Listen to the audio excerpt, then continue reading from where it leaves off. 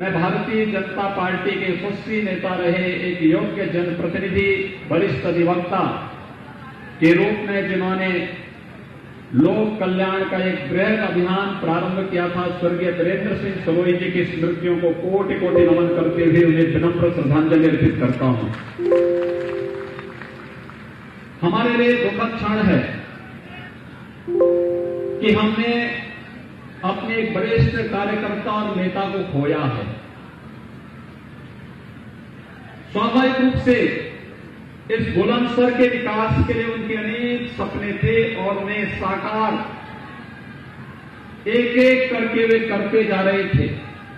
मुझे याद है जब भी मेडिकल पर यहां पर किसी समस्या या कोई भी विकास से जुड़ी हुई योजना की बात आती थी, सिरोही जी के साथ यहां के माननीय सांसद, सभी माननीय विधायकगण एकजुट होकर के बुलंदशहर की एकता का प्रतिनिधित्व करते हुए आते थे और कहते थे बुलंदशहर को ये चीज चाहिए, और सरकार पूरी मजबूती के साथ उनके कदम से कदम मिलाकर के चलती थी और विकास की योजनाएं बुलंदशहर जनपद के लिए स्वीकृत होती हुई दिखाई देती थी। भाइयों बहनों, यहां के विकास की योजनाओं पर तो मैं चर्चा करूंगा ही, लेकिन मैं आपको ले चलता हूं 2017 में। याद करिए 2017 में विधानसभा चुनाव प्रचार अभियान का शुभारंभ मैंने इसी बुलंदशहर से किया था और बुलंदशहर में आकर के तब मैंने आपसे कुछ कहा था। मैंने आपसे कहा था कि वीरेंद्र सिंह सरोही जी को विधायक बनाइए, भारतीय जनता पार्टी को चुनाव जिता करके सत्ता उत्तर प्रदेश की सौंपिए, और मैं आपसे वायदा करता हूं कि पश्चिमी उत्तर प्रदेश में मां बहनों की इज्जत के साथ खिलवाड़ करने की जरूरत कोई नहीं कर पाएगा। तब मैंने आपसे कहा था कोई कैराना और कांदला की घटना करने का दुस्साहस नहीं कर पाएगा, कोई सचिन और कोई गौरव फिर से अपने आप को बलिदान करने की आवश्यकता नहीं महसूस होगी। और आपने समर्थन दिया, सहयोग दिया। आज आपने देखा होगा पश्चिमी उत्तर प्रदेश में बहन, बेटी और हर नौजवान, यहां का किसान अपने को सुरक्षित भी महसूस करता है। दंगाइयों को कहां भेजना है ये सरकार ने पहले भी नहीं तय कर दिया था। दंगाई वहां जा रहे हैं और एक एक माफिया के घरों में और उनकी अकूत संपत्तियों पर चल रहा बुलडोजर आज इसका प्रमाण है। पहले गुंडे माफिया सत्ता के संरक्षण में गरीबों का, व्यापारियों का अपहरण करते थे, उनकी जमीनों पर कब्जा करते थे, व्यावसायिक प्रतिष्ठानों पर कब्जा करते थे, बेखौफ घूमते थे। लेकिन आज ये जान की भीख मांग रहे हैं और इनके द्वारा अनैतिक तरीके से कमाई गई संपत्ति पर सरकारी बुलडोजर चलता हुआ दिखाई दे रहा है। ये है व्यवस्था कैसे चलनी चाहिए, ये एक उदाहरण है। और इसीलिए आपने ताकत दी थी, उस ताकत का इस्तेमाल जनहित में, प्रदेश हित में, यहां के गरीबों के लिए, किसानों के लिए, व्यापारियों के लिए, नौजवानों के लिए और बहन बेटियों की सुरक्षा के लिए उस ताकत का इस्तेमाल हो रहा है। उत्तर प्रदेश को उत्तम प्रदेश बनाने के सपने को साकार करने के लिए इसका इस्तेमाल हो रहा है। इसके लिए मैं बुलंदशहर की जनता का हृदय से आभार व्यक्त करने के लिए आज एक बार फिर से आपके बीच आया हूं। भाइयों बहनों, आज हमारे साथ उत्तर प्रदेश सरकार के कार्यक्रमों को ध्यान में रख करके चल रहे अभियान का समर्थन देने के लिए पूर्व मंत्री श्री किरणपाल सिंह जी ने भारतीय जनता पार्टी की सदस्यता ग्रहण की है। मैं उनका हृदय से स्वागत करता हूं, अभिनंदन करता हूं। उनका एक लंबा कार्यकाल रहा है। उन्होंने समाज कल्याण के लिए, लोगों के हित के लिए लगातार कार्य किया और जब उनको लगा कि वास्तव में देश के अंदर मोदी जी के नेतृत्व में और प्रदेश में भारतीय जनता पार्टी की सरकार में ही यहां के किसानों का, यहां के नौजवानों का हित है, तो उन्होंने भी आज भारतीय जनता पार्टी की प्रत्याशी श्रीमती उषा सिरोही जी के समर्थन में भारतीय जनता पार्टी की सदस्यता ग्रहण की है। मैं उनका हृदय से अभिनंदन करता हूं। भाइयों बहनों, आप याद करिए, पश्चिमी उत्तर प्रदेश और उत्तर प्रदेश का किसान देश के पूर्व प्रधानमंत्री स्वर्गीय चौधरी चरण सिंह जी के प्रति सदैव अपनी कृतज्ञता ज्ञापित करता है। कृतज्ञता ज्ञापित करने के कारण थे कि चौधरी साहब ने किसानों के हितों को सर्वोच्च प्राथमिकता दी थी। लेकिन चौधरी साहब के नाम पर राजनीति करने वालों ने सचमुच क्या किसानों के हित में काम किया? अगर काम किया होता तो रमाला चीनी मिल 30 वर्षों तक अपने विस्तारीकरण और आधुनिकीकरण की बाट नहीं जोतती। जब उत्तर प्रदेश के अंदर भारतीय जनता पार्टी की सरकार आती है, तब हमारी सरकार आने के बाद हम लोगों ने रमाला चीनी मिल, जो चौधरी चरण सिंह जी की कर्मभूमि थी, उस चीनी मिल की विस्तारीकरण की योजना को स्वीकृति दी, धनराशि दिया और आज अपनी पूरे विस्तार के साथ रमाला चीनी मिल कार्य करके यहां के किसानों के जीवन में खुशहाली लाने का कार्य कर रही है। पश्चिमी उत्तर प्रदेश के विकास के लिए चौधरी साहब ने जो सपना देखा था, उस सपने को साकार किसी ने किया है, भारतीय जनता पार्टी ने किया है। और चौधरी साहब के उन सपनों को साकार करने का कार्य कोई करेगा, भारतीय जनता पार्टी करेगी, कोई अन्य दल नहीं कर सकता। लोगों ने राजनीति बहुत की, लोग बहुत बोलते रहे। यहां के लोग सीधे हैं, सज्जन हैं और दो टूक बात करने के आदी हैं, और उनकी सज्जनता का प्रमाण है अलीगढ़ में मुस्लिम विश्वविद्यालय की स्थापना के लिए राजा महेंद्र प्रताप सिंह जी ने अपनी पूरी संपत्ति दान कर दी। लेकिन राजा महेंद्र प्रताप सिंह जी के नाम पर उस विश्वविद्यालय में एक भी शिलापट नहीं था। यहां तक कि अलीगढ़ मुस्लिम विश्वविद्यालय में किसी भी प्रकार से अनुसूचित जाति, जनजाति, पिछड़ी जाति के छात्रों के लिए न तो वहां पर नौजवानों को नौकरी में और न ही वहां पर प्रवेश में ही कोई आरक्षण की सुविधा उनको दी गई। लेकिन आज मैं कह सकता हूं, भारतीय जनता पार्टी की सरकार प्रदेश में आई और महाराजा महेंद्र प्रताप सिंह जी के नाम पर एक नया विश्वविद्यालय उसी अलीगढ़ में बनाने का कार्य हमारी सरकार कर रही है। जो लोग जातिवाद की राजनीति करते हैं, इनको आईना दिखाइए और बोलिए इनको कि तुम्हारा जातिवाद यहां पश्चिमी उत्तर प्रदेश को माफियाओं के चंगुल में धकेलने के लिए, किराना और कांदला से व्यापारियों को पलायन करने के लिए और मुजफ्फरनगर में दंगों की श्रृंखला को खड़ा करके किसी सचिन और किसी गौरव को, किसी निर्दोष सचिन और गौरव को निर्दोष मरवाने के लिए तुम्हारी जातिवाद के नारे होते हैं। तुम्हारा जातिवाद नहीं चलेगा, बल्कि यहां पर भारतीय जनता पार्टी का विकास और राष्ट्रवाद का नारा चलेगा। और यही आह्वान करने के लिए आज मैं आपके बीच आया हूं। हमने विकास और राष्ट्रवाद का जो नारा आपको दिया था, भाइयों बहनों, आज उसी का परिणाम है। यहां पर एक एक गुंडा जान की भीख मांगते हुए, गले में पट्टी लटकाते हुए घूमता है कि जान का कस लो, अब हम बहन बेटियों की इज्जत के साथ खिलवाड़ नहीं करेंगे। ये वही पश्चिमी उत्तर प्रदेश है जिस पश्चिमी उत्तर प्रदेश में कांवड़ यात्रा को नहीं निकलने दिया जाता था। कहा जाता था कि इससे दंगे होंगे। हमने कहा भी जब सरकार आएगी, हमने कहा कोई दंगा नहीं होगा, दंगा जो करेगा उसको हम ठीक कर देंगे। कांवड़ यात्रा भी निकलेगी और साथ साथ हम लोग हेलीकॉप्टर से पुष्प वर्षा भी करेंगे। पता नहीं किस कांवड़ यात्रा के रूप में भगवान शिव स्वयं आए हो, पता नहीं किस रूप में आए हो। और मैं फिर आपसे कहने के लिए आया हूं, भाइयों बहनों, 2014 में देश के अंदर राजनीति की धूरी को बदलने का कार्य प्रधानमंत्री मोदी जी ने किया। उन्होंने देखा कि देश को जाति के नाम पर बांटने वाले लोग ये तमाम प्रकार के वादों में बांट करके देश को कमजोर करने का कार्य कर रहे हैं। कहां जाएगा इस देश का नागरिक अगर ये देश कमजोर हो जाएगा? कल आपने देखा होगा कांग्रेस के एक सुनामधन्य नेता, उनके पूर्व अध्यक्ष केरल में पीएफआई से जुड़े हुए लोगों से मिलने के लिए जाते हैं।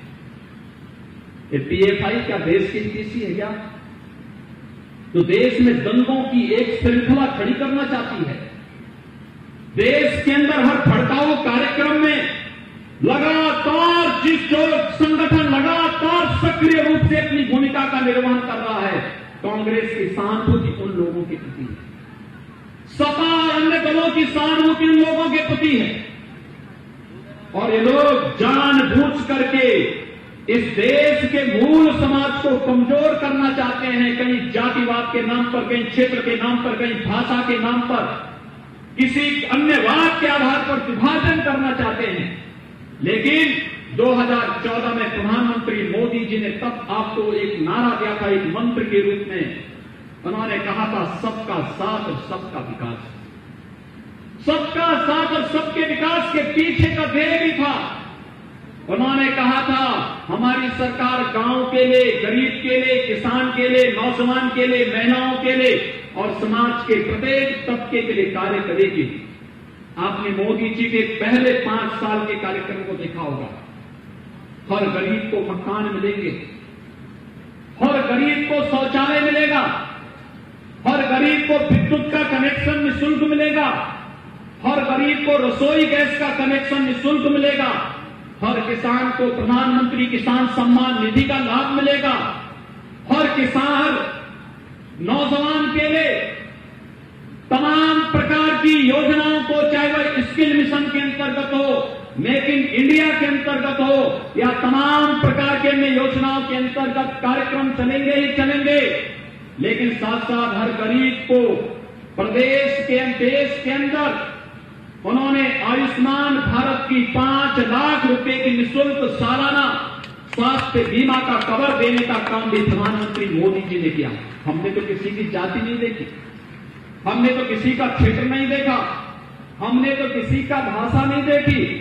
हमने तो कहा जो भारत का है, प्रत्येक नागरिक का अधिकार भारत के संसाधनों पर है और उसको इसका हक मिलना ही चाहिए, उसको दिया जा रहा है। पहले प्रदेश में भर्तियां निकलती थी, पुलिस की भर्ती, शिक्षकों की भर्ती, ये एक जनपद में एक जाति के लिए भ्रष्टाचार का कारण बन जाता था। लेकिन आज 1,37,000 भर्तियां की है। मैं पश्चिमी उत्तर प्रदेश के नौजवानों का अभिनंदन करूंगा। इस भर्ती में पश्चिमी उत्तर प्रदेश के ज्यादातर नौजवान आए हैं। मैं देखता था जब दिल्ली में मैं रहता था सांसद के रूप में, यहां की सड़कों पर सुबह सुबह और शाम के समय नौजवान निरंतर प्रैक्टिस करता था, दौड़ता था, खूब प्रैक्टिस करता था। लेकिन जब भर्ती आती थी तो भर्ती बिक जाती थी। ये भर्तियां यहां के नौजवानों के लिए नहीं। मुझे याद है पाकपत के एक ही गांव के 29 नौजवान उत्तर प्रदेश पुलिस में भर्ती हुए। उन्होंने मुझे इस बात के लिए बधाई दी।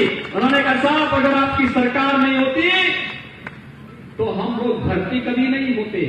मैंने कहा इसीलिए तो हम लोग आए हैं, क्योंकि उत्तर प्रदेश पूरा 24 करोड़ की उत्तर प्रदेश की जनता हमारे लिए परिवार है और इसलिए इस परिवार के साथ कोई भेदभाव न हो, इसीलिए हम लोग आए हैं और इसीलिए उत्तर प्रदेश के नौजवानों को किसी भी भर्ती में कोई भेदभाव नहीं करेगा। मेरा तो यही संकल्प है। अगर उत्तर प्रदेश की गरीब जनता के हक पर कोई डकैती डालने का कार्य करेगा, वो कोई भी अधिकारी होगा, कोई भी कर्मचारी होगा, उसको जेल जाना होगा। और अगर हमारे नौजवानों के हितों के साथ कोई खिलवाड़ करेगा तो फिर उसे भी हम जेल के अंदर डालेंगे। और कोई गुंडा और माफिया कहीं पर सिर चढ़ करके बोल करके अनावश्यक रूप से किसी गरीब को, किसी व्यापारी को, किसी किसान को परेशान करेगा तो उसको वहीं भेजेंगे जहां पर राम नाम सत्य के अलावा कोई और दूसरा नारा होगा ही नहीं। भाइयों बहनों, हमने जो कहा वो करके दिखाया है। 2017 में और 2019 में जब हम लोग आए थे तब आपने कहा था, 2019 में एक बात रह गई थी, लोग कहते थे कि आप लोग कहते हैं कि राम मंदिर के लिए क्या करेंगे, रामलला हम आएंगे, मंदिर वहीं बनाएंगे, लेकिन तारीख नहीं बताएंगे। भाइयों बहनों, अब तो ये तारीख भी बता दी ना। अयोध्या में भगवान राम के भव्य मंदिर का मार्ग प्रशस्त हो गया ना। आदरणीय प्रधानमंत्री मोदी जी ने अयोध्या में 5 अगस्त 2020 को 492 वर्षों से प्रतीक्षित भव्य राम मंदिर के कार्यक्रम का शुभारंभ कर दिया है ना। क्यों खुश हैं? सभी लोग खुश हैं? मैं सही बताऊं, अगर कोरोना नहीं होता ना, मैं गांव गांव से आप सबको अयोध्या में जरूर बुलाता।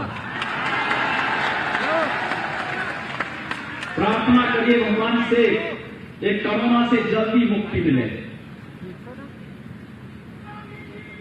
कोरोना कालखंड में आपने देखा होगा प्रधानमंत्री मोदी जी के नेतृत्व में किस रूप में काम हुआ, किस रूप में कार्य हुआ। एक एक व्यक्ति को राशन देने की व्यवस्था हो, उसको स्वास्थ्य की सुविधा देने का कार्य हो, प्रशासन ने, कोरोना वॉरियर्स ने, समाज के प्रत्येक तबके में, हर समाज के लोगों ने जिस रूप में आगे आकर काम किया, मैं उन सबका अभिनंदन करता हूं। और उत्तर प्रदेश देश में आबादी का सबसे बड़ा राज्य होने के बावजूद सबसे बेहतर परिणाम देने वाला राज्य भी कोरोना में उत्तर प्रदेश ही है।